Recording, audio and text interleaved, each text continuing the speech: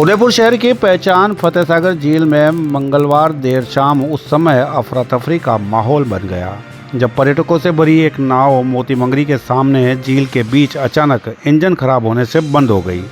कुछ देर तक नाव पानी के बीचों बीच लाचार खड़ी रही। नाव में सवार देश विदेश से आए पर्यटक घबरा गए और अनहोनी की आशंका से सहम उठे। बाद में दूसरी नाव मौके पर पहुंची और खराब नाव को धकेलते हुए सुरक्षित किनारे पर लाया गया। किनारे पर पहुंचते ही राहत की सांस लेते हुए पर्यटक जल्दबाजी से नाव के बाहर निकल गए।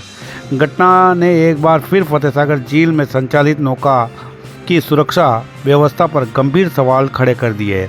यदि इसी दौरान मौसम बिगड़ जाता या कोई बड़ा हादसा हो जाता तो इसकी जिम्मेदारी आखिरकार किसकी होती।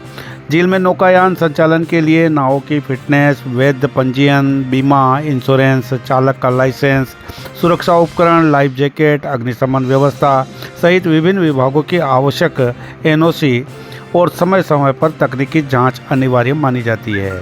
इन सभी के मध्य देखा जाए तो इससे सबसे बड़ी भूमिका अगर किसी की होती है वो विभाग है आरटीओ, जो समय समय पर लाइसेंस वगैरह, जो बीमा, इंश्योरेंस, इन सब की जानकारी और जांच पड़ताल करता रहता है। लेकिन आज इन सब के मध्य आखिरकार एक नाव जो पर्यटकों से भरी हुई थी वे फतेह सागर झील के मध्य इंजन खराब होने से पर्यटकों की जान के साथ खिलवाड़ करती हुई नजर आई। कई देर तक नाव ऐसे ही देखा जाए तो फतेह सागर झील के मध्य खड़ी रही।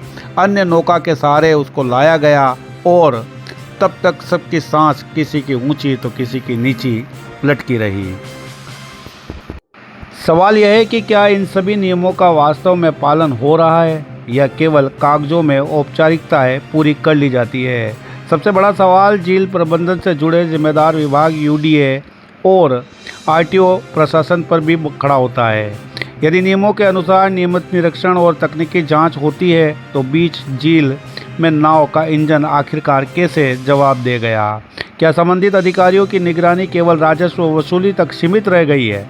यूडीए आयुक्त अभिषेक खन्ना तथा झील प्रबंधन से जुड़े जिम्मेदार अधिकारियों को इस घटना का संज्ञान लेते हुए पूरे नौकायन तंत्र की पारदर्शी जांच करवानी चाहिए, क्योंकि यदि आज यह केवल इंजन खराब होने तक सीमित रहा तो कल किसी बड़ी दुर्घटना की कीमत पर्यटकों की जान से भी चुकानी पड़ सकती है।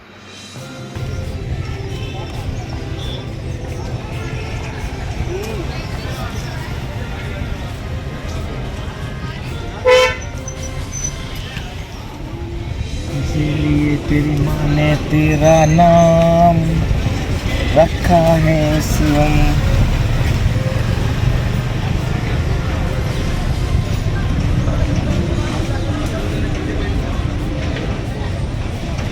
इसीलिए तेरी माँ ने